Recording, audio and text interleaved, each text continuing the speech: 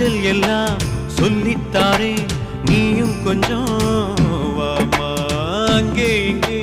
கைப்படும் சொல்லிப்புட்டேன் ஆமா நிலக்கரையை அழிச்சாலும் ஒன்ன திருத்த முடியாது புரட்டி போட்டு அடிக்காம ஆமை ஓடு உடையாது